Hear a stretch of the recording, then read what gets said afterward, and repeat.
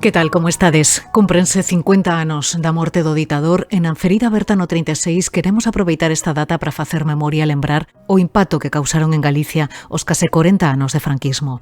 Ímolo facer a través dunha serie de 4 capítulos nas que, coa axuda de expertos e de testemunhas, faremos un percorrido por eses 39 anos que cambiaron o rumbo da historia. Falaremos de represión, de exhumacións, dos momentos máis delicados polos que atravesou o franquismo e poñeremos o foco nun momento, as movilizacións obreiras do 72 que marcaron un punto de inflexión, pero tamén nun colectivo, as mulleres que padeceron unha represión brutal durante décadas e que foron totalmente invisibilizadas durante anos. En concreto, achegarémonos a unha realidade, a das vítimas do Padroado de Protección á Muller que foron sometidas a todo tipo de maltrato e vexacións ata principios dos anos 90. Iso será, como digo, nos vindeiros capítulos, pero hoxe, coincidindo co 20N, convidámosvos a facer unha viaxe no tempo.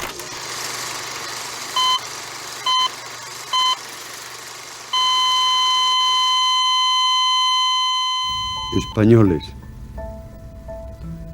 Franco ha muerto.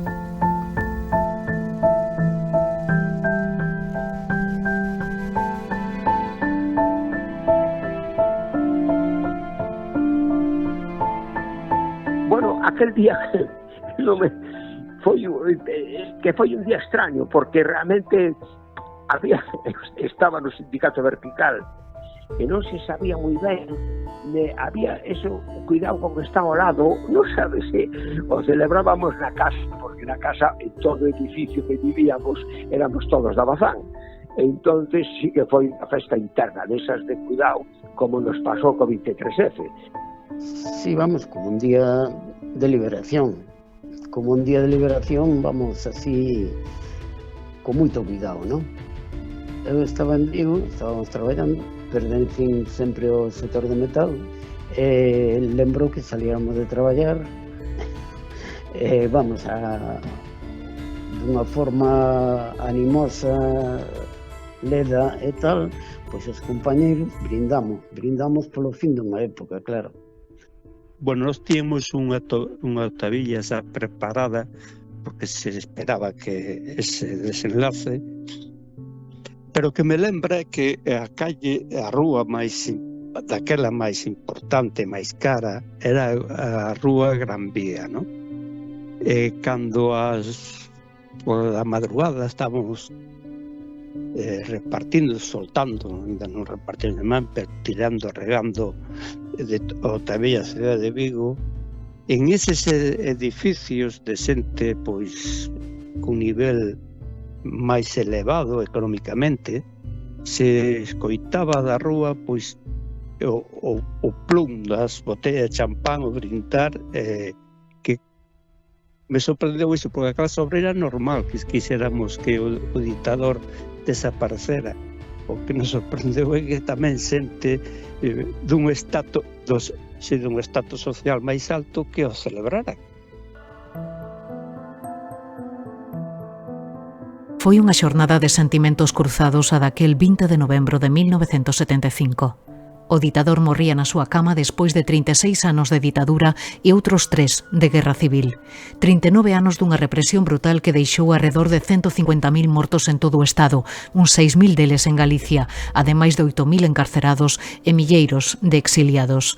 Todo comezou o 18 de xullo do 36.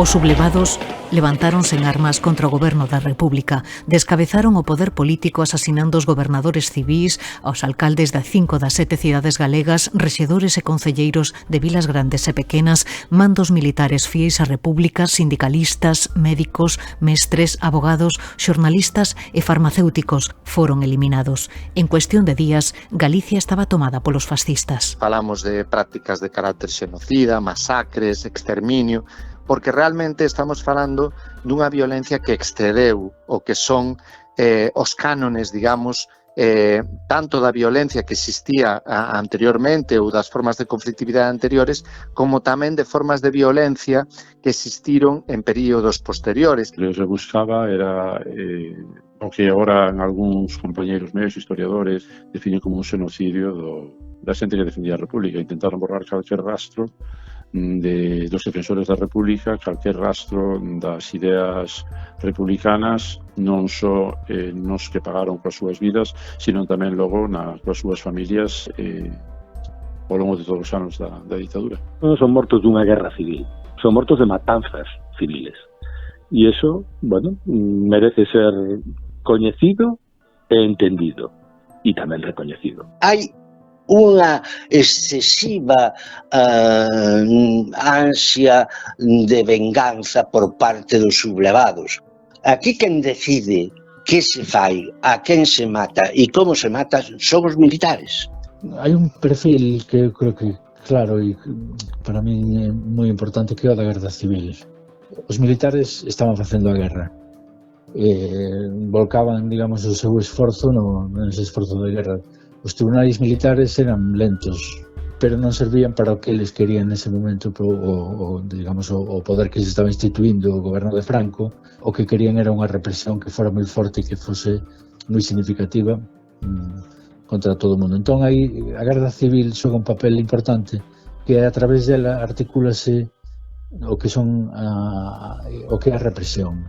O goberno civil estaba o que sería o delegado de orden público ou gobernador civil, que era o que organizaba, digamos, a eliminación de xente republicana, de republicanos, de unha forma expeditiva, non? Unha patrulla da Guardia Civil, apoiado por falangistas, eran os que os quitaban das checas e levaban a grupos de republicanos e se desfacían deles matándoos nas tapias dos cementerios ou nas cunetas. Foi unha violencia brutal, institucionalizada e totalmente organizada, como constatan os investigadores e historiadores. Busquemos onde busquemos, atopamos historias de represión e terror, como as de Maruxa Seijas, Darina Domínguez, Dolores Barcia, Marga Tarrío ou Dolores Rodríguez Sende. Meus tíos foron fusilados, foron os primeiros, o 10 de agosto, o día 10 de agosto. A miña nai prenderon no 37.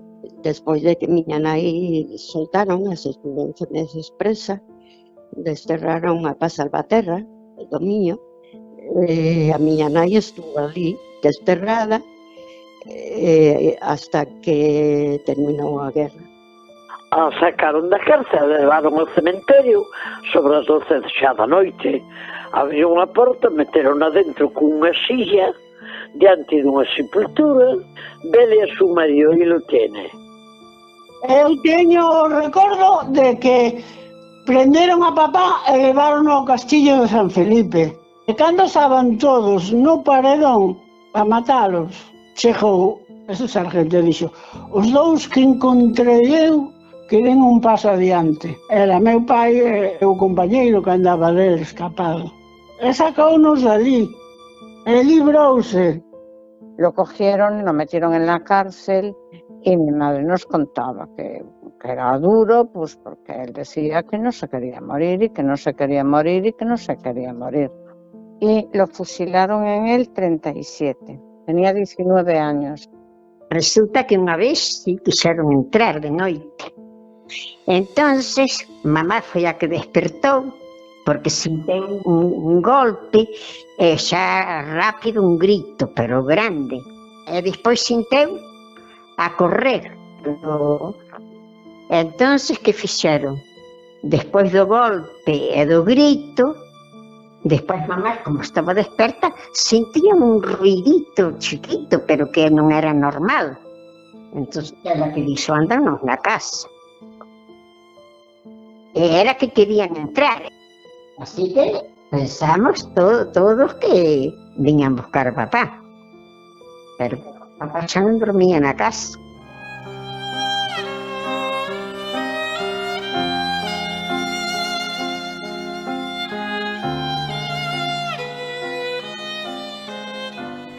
Os golpistas encheron Galicia de campos de concentración, ata unha dúcia chegaron a distribuir por todo o territorio. San Simón, Camposancos, Oía, Rianxo, Padrón ou Lavacolla foron algúns dos enclaves escollidos polos fascistas. Alí encerraron os presos republicanos que viviron durante anos en condicións infrahumanas e aterrados ante a posibilidade de que os metesen nas famosas sacas para os pasear ou fusilar. Os campos de concentración naceron, sobre todo, a partir de outubro de 37, cando cae Asturias, cando cae o Frente Norte, os asturianos masivamente intentan chegar a Francia pues, en barcos de pesca, en mercantes, no que sea. ¿No? Estes barcos son apresados e traídos a maior parte de Galicia. En Galicia os reparten en campos de concentración improvisados, en prisións improvisadas, e cando se converte en prisión un lugar é lugar donde non só hai detidos espera de xuicio, sino que xa hai xente condenada, ¿no? E aí houve moitos fusilamentos, ¿no? Hai un día que en Pontevedra que estou contabilizado 100 fusilamentos, ¿no? O sea, estamos falando dun exterminio, dun xenocidio. Hai estudosos que o que fan é contabilizar só os que morreron dentro da illa, que poden andar sobre 500 e pico. Hai outros que lle engaden os que se quitaban da illa mediante as chamadas sacas, que foron moi famosas, non? E que eran comuns de outros cárceres tamén, paseos, ou os que quitaron tamén da illa para fusilar, porque estaban condenados á morte. Entón aí o número sube bastante máis, a 600 e pico, 700. Non? Hubo mortes por estar presos en condiciones deplorables, hubo mortes por as enfermedades, por a non alimentación, por as condiciones higiénicas, por as condiciones horribles, hubo mortes por fusilamentos dentro da illa, hubo mortes porque de aí, de San Simón, sacaron moitos presos, xa fora para xuicio, para paseos fora da illa, por tanto, claro, lógicamente hubo mortes como en todos os campos de concentración da época da Guerra Civil. Meu pai foi 2 veces na camioneta para fora da illa, entendes? Ele foi 2 veces e 2 veces veio de volta porque dixeron, non hai máis, non caben máis, cierren.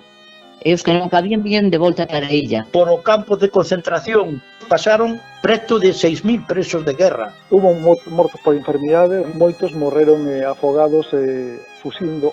E logo había paseos moi frecuentes. Falan de morte despois das tremendas palizas dos interrogatorios, falaban de que o mar tragaba todo, ¿no? Dormían prácticamente no chan, ademais sempre o piso sempre húmedo, entón vivían en moi malas condicións e amontonados. Trabajaban con unas vagonetas así, por raíles, los cargaban de tierra y piedras y tal, y vestidos de mar, y con las bayonetas, como dirías, eléctricas, con los raíles, las vaciaban y volvían a cargarlos. Eso sí lo recuerdo perfectamente.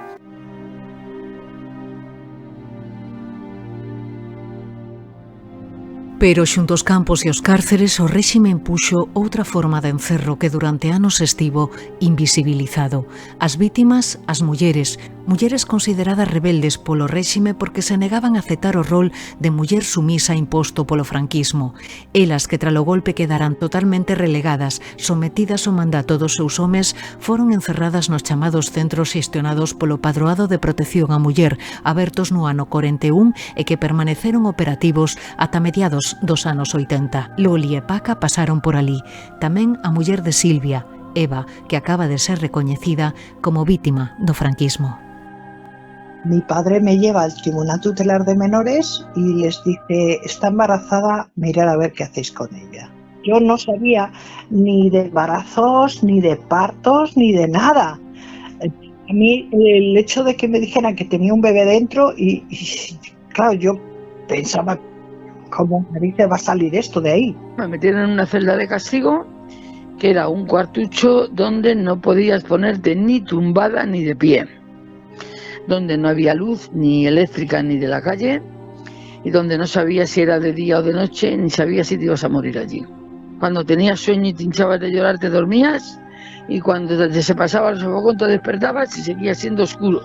Allí te ponían una lata para hacer tus necesidades y al día te metían una bandeja con comida sin sacarte la lata de la porquería que habías echado. Le escribe una carta en la que le dice que no sabe muy bien, que ella cree que siente algo por la señora de la casa, que cree que se ha enamorado de la señora de la casa.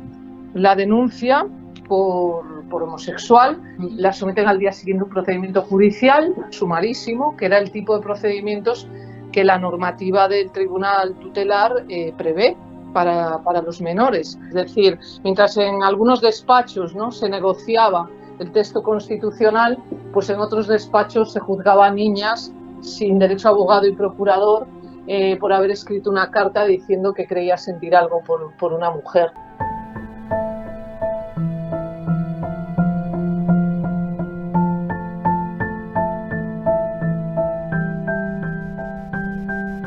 O réxime foise afianzando a través da represión, as ameazas e o terror, mentre se incrementaba o seu illamento internacional. Os aliados observaban con preocupación o avance do franquismo e a súa cercanía con outros rexímenes totalitarios, como o nazismo alemán ou o fascismo italiano. No 43 intensificaron a presión sobre o réxime, ameazando cunha invasión se non se afastaba das potencias do eixo. Desvélao o historiador Emilio Grandío. Segundo explica, Galicia estivo a piques de converterse en Normandía. Sí, Galicia puido ser unha Normandía.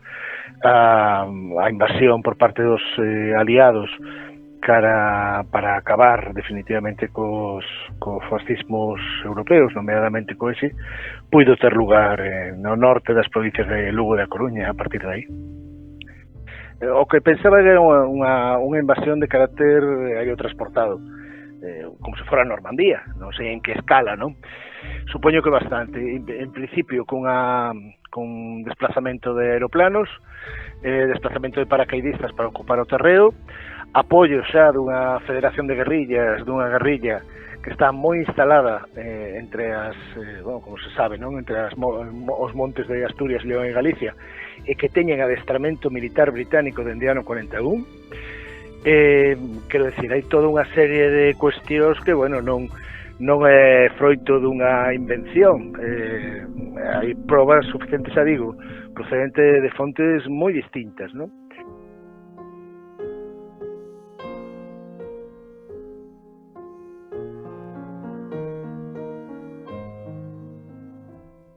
Pero finalmente a invasión non se produciu, os aliados gañaron a Segunda Guerra Mundial e o réxime de Franco seguiu matando. Pero en fronte tiña os maquis, grupos de resistencia armada que combateron contra o réxime desde o fin da Guerra Civil ata ben entrados os anos 50. Sábeo Francisco Martínez López, Kiko, o último guerrilleiro antifranquista. Fueron a buscarme a una casa donde yo estaba parado y me avisaron inmediatamente que venían a por mí. Entonces, en la casa había dos puertas, me escapé por la de otra puerta que no conocían y bueno, pues como yo tenía contacto con la guerrilla, pues me incorporé en la guerrilla. Era una guerrilla popular, en donde la mayor parte, como yo, toda mi juventud, la pasé en apoyo a los grupos armados, a la guerrilla. El hecho de que nosotros éramos una guerrilla popular y que vivíamos en las casas, el papel, el rol de la mujer es fundamental. No solamente en el sentido de, bueno, de todo lo que significa tener 3 o 4 compañeros en la casa, las acciones de clandestinas hacía más que los hombres. Durante anos, os guerrilleiros supuxeron unha auténtica dor de cabeza para os fascistas. Resistiron axudados polos enlaces, moitos deles mulleres que puxeron en risco a súa propia vida e que foron brutalmente masacradas polos golpistas, como Carmen de Alvaredos, historias que nos achega a súa neta e que rescatou do esquecemento a investigadora Aurora Marco. Y en la cárcel de Quiroga es donde vive los episodios más duros. Allí ella es violada, es salvajemente torturada, le arrancan las uñas de las manos y de los pies, le queman sus partes debajo de las axilas y la someten a torturas que son indescriptibles. As mulleres no movimento guerrilleiro foron fundamentais. porque trasladaban recados, daban avisos por donde andaba a Garda Civil, proporcionabanlles roupa, medicinas, comidas, en fin, facían un labor de logística moi importante e grazas, como nos dicían os guerrilleiros aos que entrevistei, grazas a todas estas enlaces, a pervivencia da guerrilla, bueno, pois foi até o 50 e tantos. O movemento guerrilleiro comeza a disolverse a partir do ano 48 cando o Partido Comunista decide abandonar a loita armada. Con todo, quedaron algúns grupos illados que aguantaron ata os anos 50. A caída de Gómez Galloso e Antonio Seoane supuxo un punto de inflexión. Fala Carlos Portomeñe, biógrafo de Gómez Galloso e secretario xeral do Partido Comunista de Galicia. Xa en aquel momento había discrepancias no seno do Partido Comunista de España sobre a estrategia a seguir, non? Porque é certo que non era só en Galicia, sino en outros sitios, en outras rexións, onde tamén había problemas serios con a loita guerrilleira. E é fundamental a caída deles para, como decías antes, para empezar o declive da guerrilla en Galicia e posteriormente o que se toma a decisión tanto por Galicia como por o resto das guerrillas de que hai que cambiar de estrategia e chega un momento de intervir políticamente de outra maneira, non? A partir dese momento, os militantes de esquerdas comezan a organizarse no interior das factorías e agroma o movemento abreiro que afloraría con forza nos anos 70. Fala o historiador Vítor Santidrián, membro do padroado da Fundación 10 de Marzo. A partir do ano 48 xa o exército americano empeza a decir que con Franco hai que negociar de alguna maneira.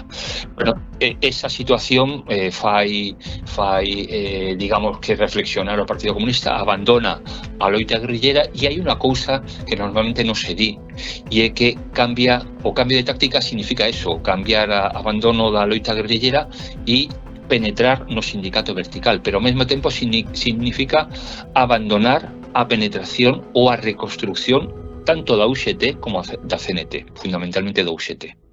É dicir, o que eran os sindicatos de clase tradicionais están desfeitos e hai que crear algo novo. E como crear? Pois a través do intento do que se chamaba o entrismo, entrar no sindicato vertical a través das eleccións sindicais, aínda que non se sexan libres, non? Bueno, había un bello militante comunista de Ferrol que decía que do que se trataba de dar, como facían as mulleres cando zurcían un calcetín, darlle a volta ao calcetín para zurcir o calcetín desde dentro. Un dos momentos máis críticos foi o conflito de Bazán rexistrado en Ferrol en marzo do 72. Os obreiros pecháronse no interior da factoría o día 9 como medida de presión. O 10, o réxime responde cunha violencia inusitada e abate a tiros Amador Rei e Daniel Niebla. A contestación social era xa imparable. Alí estaba Alfonso Tellado, traballador de Bazán. Realmente o día 9, cando decidimos pecharnos dentro, aquelo xa tomou un cariz. Era a primeira vez que plantexábamos un convenio de factoría.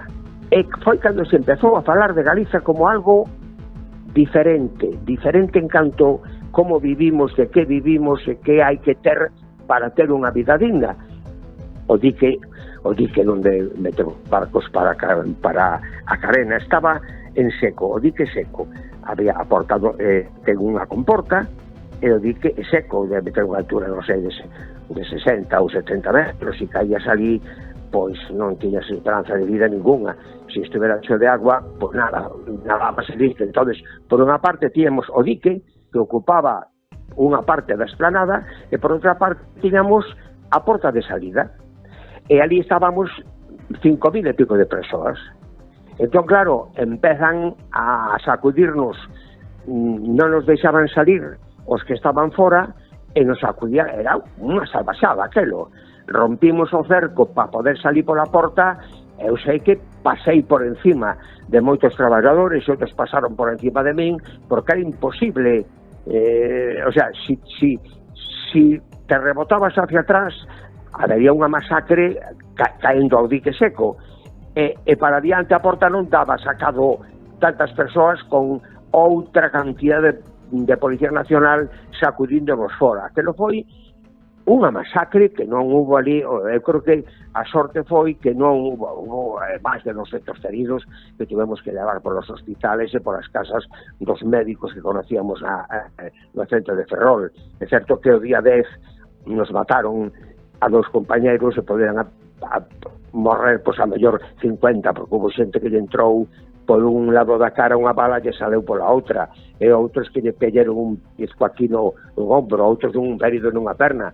O sea que realmente o 9 foi moito máis sangriento, porque foi a violencia pola violencia. Non querían que salíramos, querían machacarnos ali. Pronto o conflito saltou a Vigo con paros en numerosas fábricas e concentracións multitudinarias. En setembro, 9 traballadores son despedidos da Citroën. Acababa de prender a mecha da folga xeral de setembro do 72, a primeira desde xullo do 36. Fala Xesús Chaves, dirixente sindical. A folga de setembro de 72, que foi o 9 de setembro de 72, collenos de sorpresa a todo, incluso a nós, os traballadores, porque foi algo unilateral por parte das comisións obreiras, aquela convocatoria de folga por non trabajar los sábados por la tarde. Eu lembrome que daquela traballaba na quenda de mañán, salín ás 2 da tarde, entero máis 7 da tarde, igual que moitos dos meus compañeros da organización obreira, de que había folga en Citroën e que había 4 experimentos, 4 ou 5 experimentos. Un deles eran compañeros nosos e tal.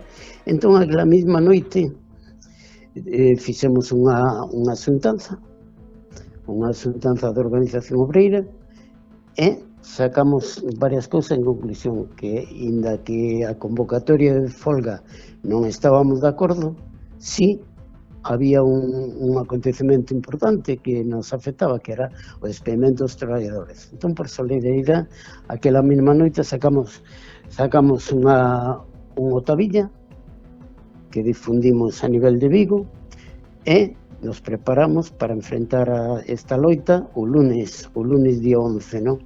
Nas portas de Citroën.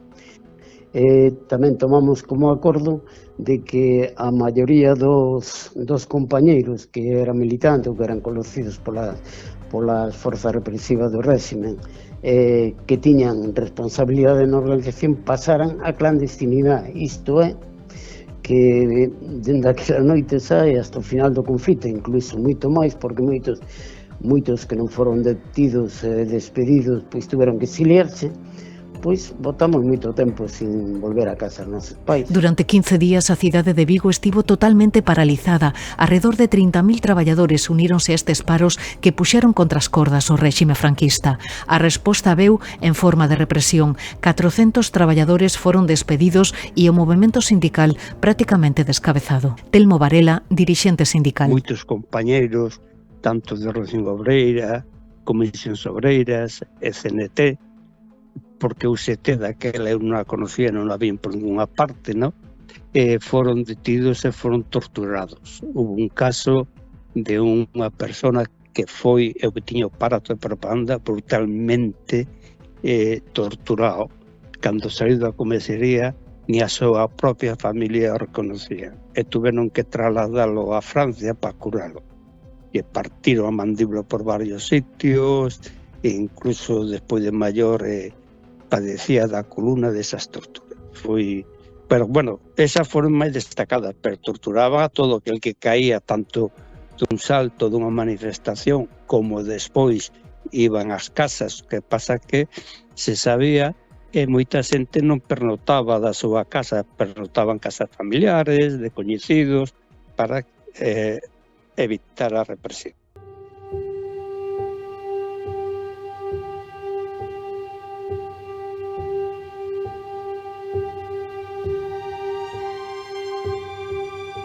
En decembro as protestas trasladanse a Compostela, un movemento estudantil que comezara a espertar uns anos antes, contaxiado polo maio do 68 francés, organiza un paro tras a morte a tiros do estudante Chema Fuentes, a mans da policía franquista. Un episodio tráxico que desemboca no nacemento dunha nova organización estudantil, fixo da man de Manuel Mera. Cando o paso de Chema Fuentes, aínda Érgana non existe como organización. eu chego a Santiago de Compostela, se fai a manifestación, eu empezo a facer os contactos que me pasa a partido. Que ocorre? Que de pronto todo que cando sucede esta manifestación de estudiantes e demais, ven a policía, carga sobre eles e demais.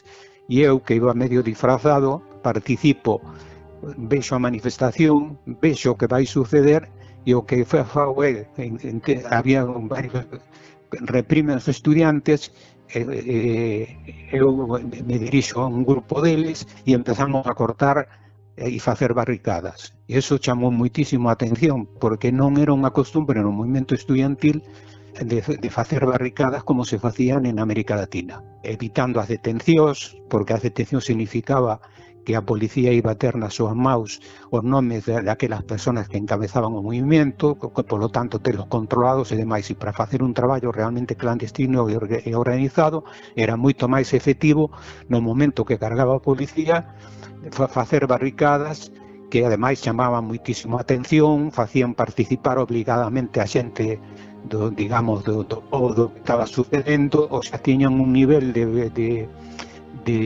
combatividade moito máis alto. España era un polvorín nos anos 70, as revoltas obreiras estudantís sumábase a ameaza constante do terrorismo.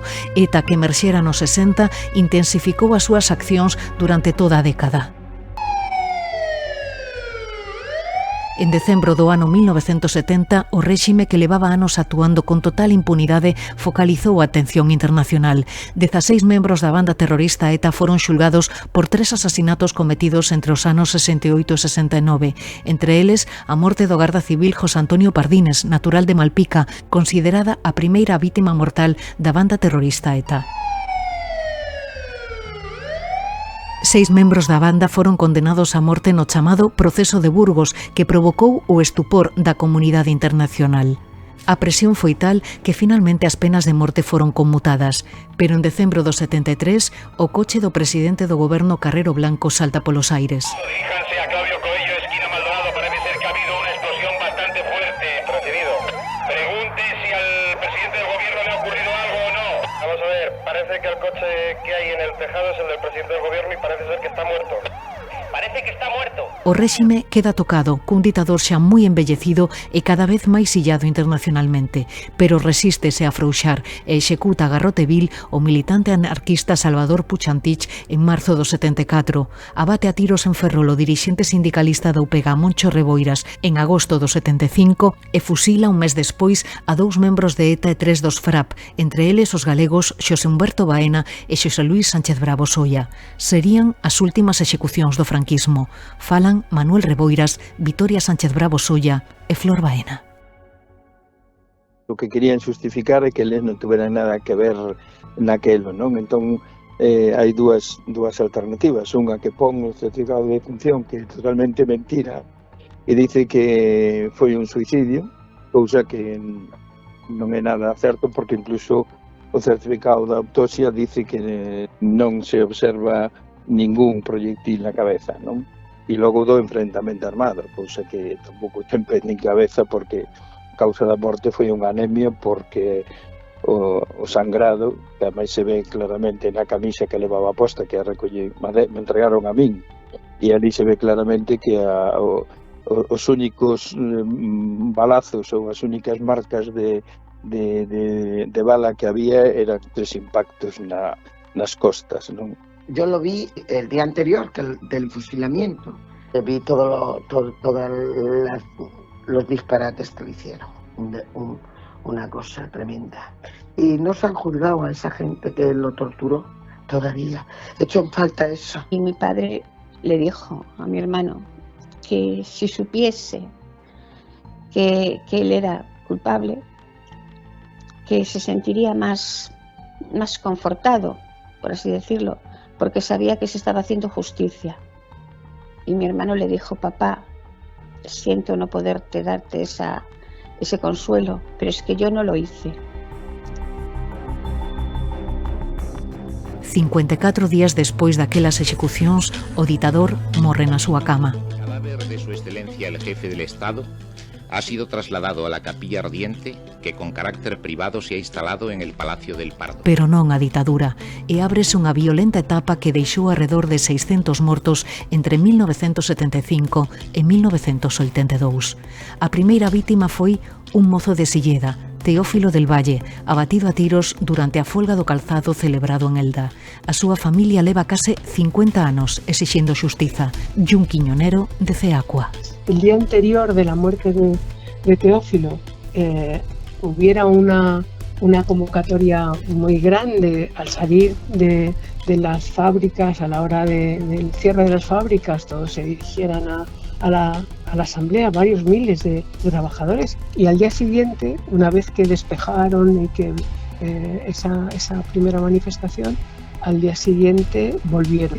Y cuando ya la policía se iba, Teófilo del Valle, con otros colegas, amigos que ya iban como de vuelta a casa, se encontraron con el autobús de los grises que ya iba de vuelta. Entonces se encontraron con estos jóvenes que ellos mismos dijeron que les habían lanzado piedras al autobús. Entonces pararon el autobús y armados empezaron a perseguir a este grupo de jóvenes. Los jóvenes consiguieron escapar, pero uno de ellos persiguió a Teófilo del Valle, le dio el alto y disparó. Bueno, hubo más tiros porque otros policías parece que también dispararon en alguna de las calles por las que iban huyendo los demás. Pero hubo uno que en este caso fue el que disparó hasta 6 veces a Teófilo del Valle, que iba corriendo, o sea que le disparó de espaldas y hasta matarlo.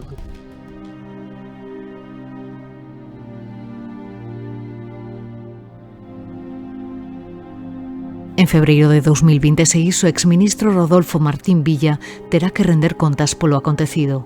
Ía facelo este mes de novembro, pero alegaron fallos técnicos e a vista foi suspendida.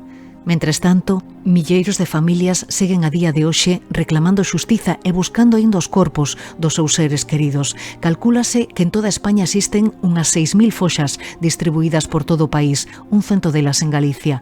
Desde o ano 2000 foron exhumados os corpos de 17.000 vítimas, pero crese que outros 12.000 continúan aínda baixo terra.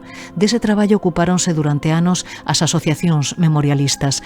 Falan Carmen García Rodeja e Sergio Castro da ARMH, Rubén Centeno da CRMH e Manuel Fernández Pita da Asociación Memoria Histórica Democrática de Ferrol.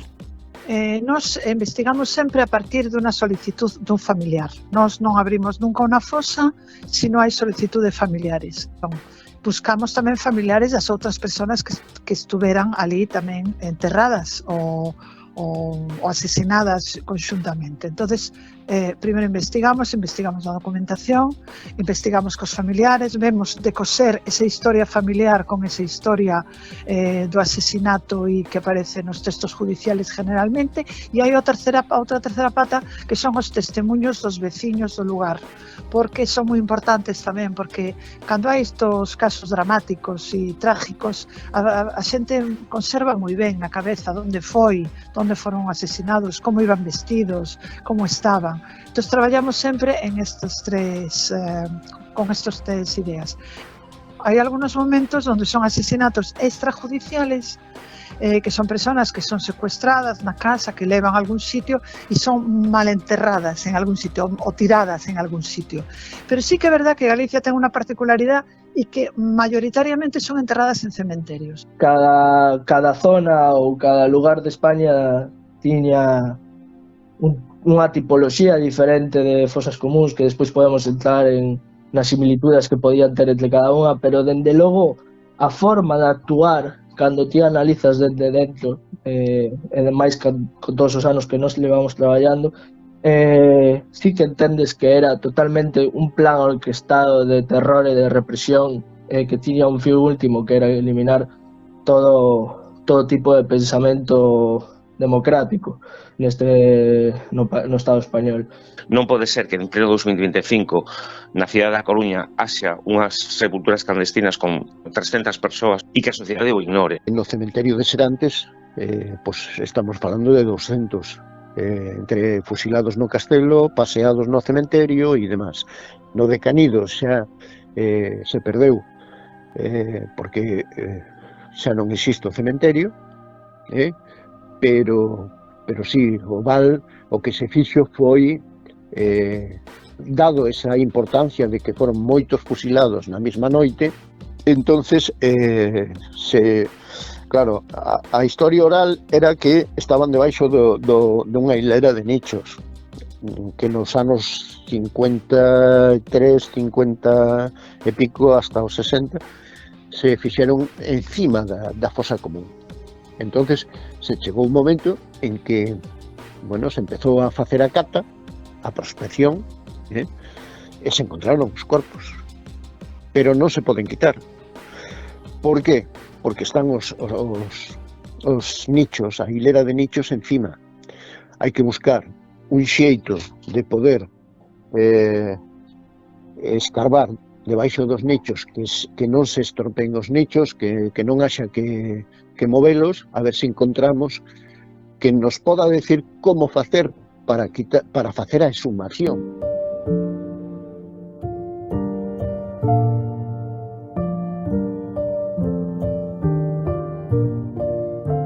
Desde hai 3 anos, o Goberno implicouse directamente con esta tarefa e transfire fondos á Universidade de Santiago para levar a cabo estes proxectos de exhumación.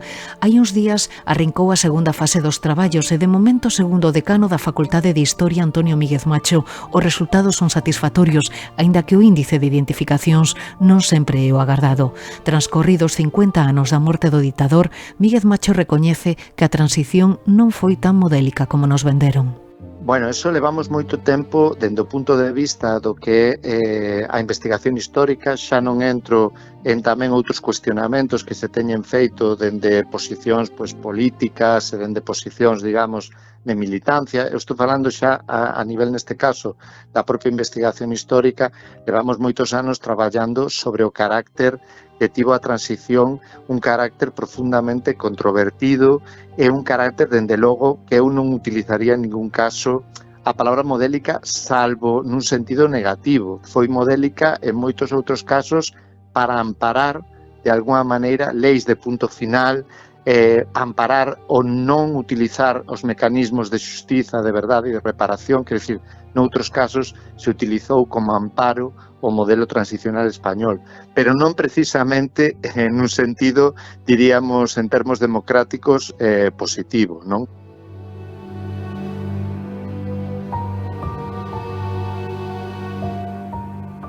Xosé Manuel Núñez Seixas fai unha comparativa con outros casos semellantes. Cando falamos de excepcionalidade de España, compre facer unha paréntese.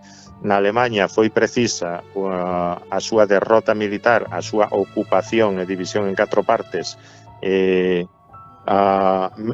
os bombardeos masivos da súa poboación para que se producise algo semellante en primeiro momento a unha depuración. Esta depuración non foi perfecta, caeron os grandes, pero quedaron moito dos pequenos. En Italia houbo unha xulgáronse, caeron, foron executados Mussolini e varios dos seus adláteres, pero a maioría dos criminais de guerra, incluso do fascismo, pasaron por penas bastante lenes. É dicir, e o mesmo acontece en Francia, bueno, houve tamén moita manga ancha. O sea, teñamos en conta que isto non é exclusivo de España,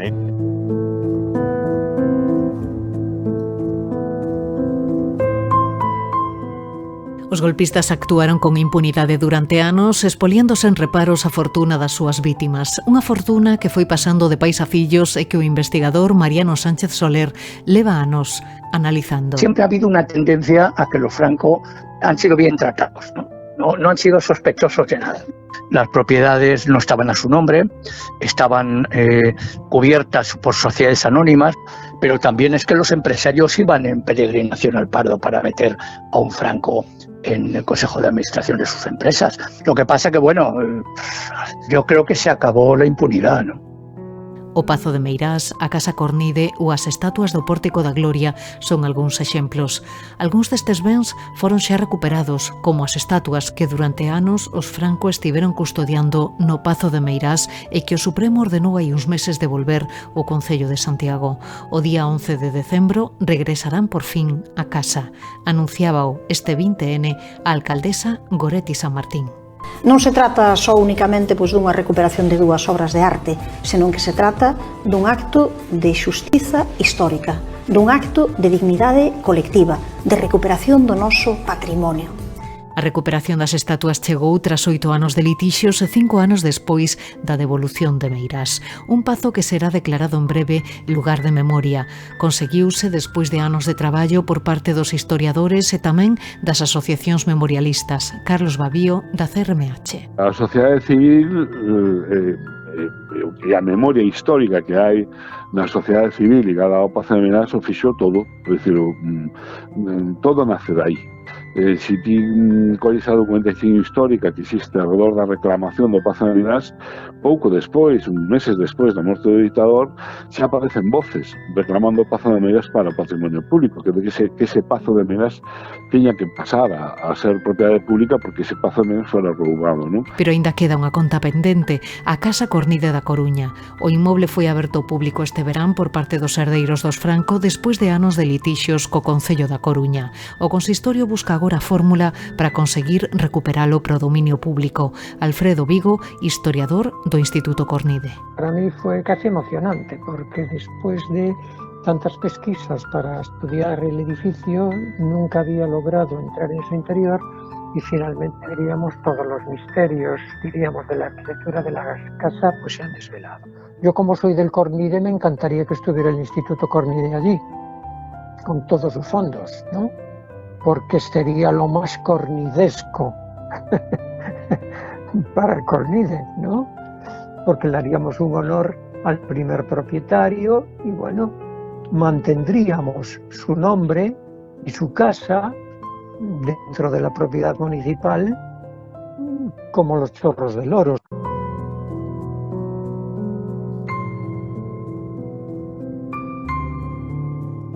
A fratura que o ditador e a súa familia causaron na sociedade galega foi moi profunda e as feridas, 90 anos despois, seguen aínda moi abertas. As vítimas levan anos pedindo que non as esquezamos e exixen, alto e claro, verdade, xustiza e reparación. O que pretendemos é que anulen o suízo. É o único que me poden reparar a min é que eu hubiera feito reparación a miña nai, porque miña nai morreu con a pena de que se home foi ajusticiado por, que como quen di, por malo.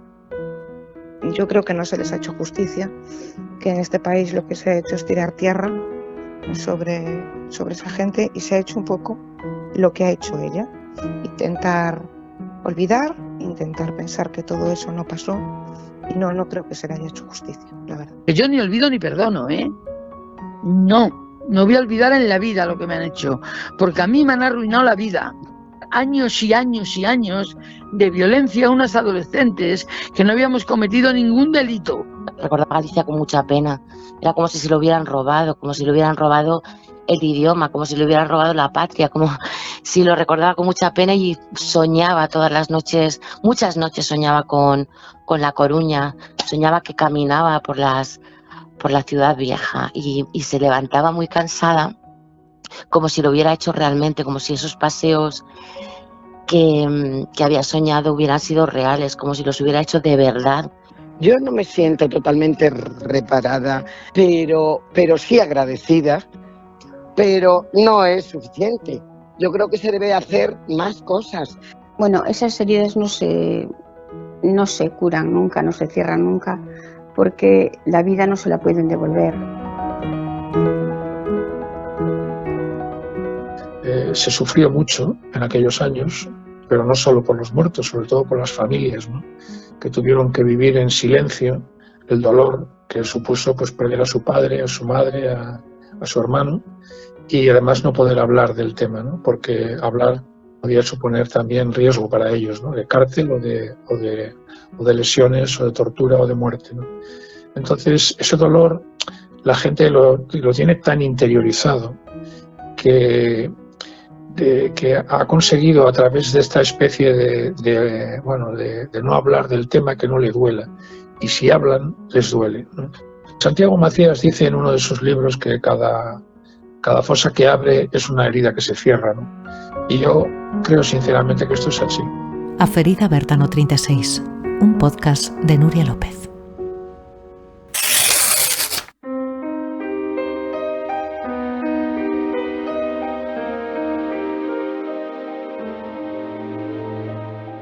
Pois ata aquí chegamos.